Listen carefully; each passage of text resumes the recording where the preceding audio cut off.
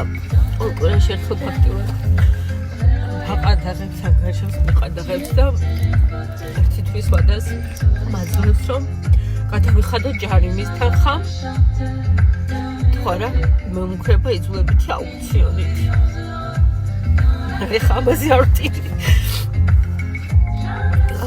თან მაყადაღებს ყოველგვარ შეტყობინების გარეშე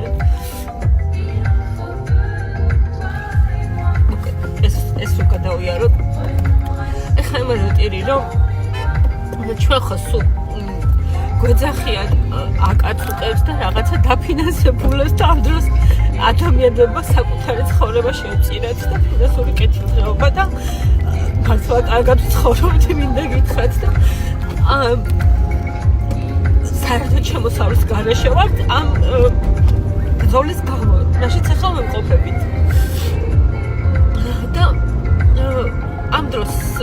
რომ დახმარება ვითხოვე მე Facebook-ზე ხალხი მირიცხავს 500-ს